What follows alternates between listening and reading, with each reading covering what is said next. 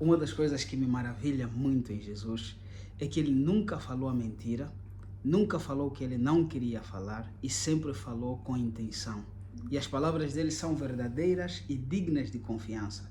Por exemplo, no mundo se diz, e isso é uma crença popular incluso, que detrás de um homem forte existe um passado difícil, existem muitas batalhas enfrentadas, justificando que a tua força, a tua fortaleza ou talvez o que és capaz de demonstrar em posição de autoridade, força reconhecida pelo mundo, é fruto de um passado de luta, de batalha, dificuldades.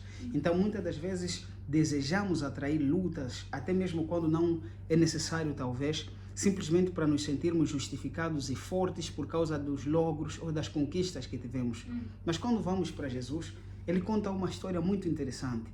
Ele diz que o reino dos céus, ou seja, compararei aquele homem que edificou a casa sobre a areia, que quando os ventos vêm, ela cai, que quando as águas vêm, as chuvas, as tempestades, ela cai, aquele que ouve as minhas palavras e não obedece. Mas aquele que obedece às minhas palavras, aquele que ouve o que eu digo e põe em prática, assemelhá-lo-ei àquele que edificou a casa sobre a rocha.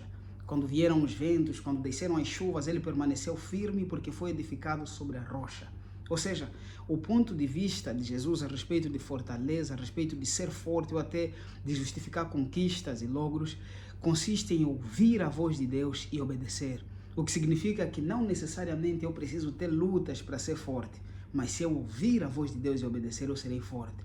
Lutas todo mundo tem, porque o sol nasceu para todos, mas eu não procuro por lutas para ser forte. Eu procuro ouvir a voz de Deus e obedecer. Talvez muitas das vezes te sentiste justificado por uma luta ou alguma coisa, porque disseste Deus está a treinar-me para ser forte, para vencer, mas deixa-me dizer-te isso, e é verdade de Deus, que se ouvires a palavra e obedeceres, não necessitas lutas para ser forte. Serás semelhante ao que edificou a casa sobre a rocha. Portanto, edifique a tua casa sobre a rocha, ouvindo e obedecendo a voz de Deus.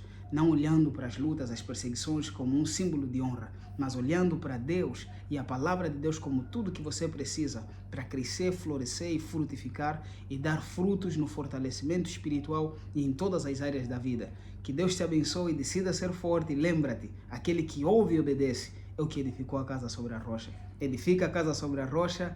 Deus te abençoe e decida viver inspirado. Bênçãos!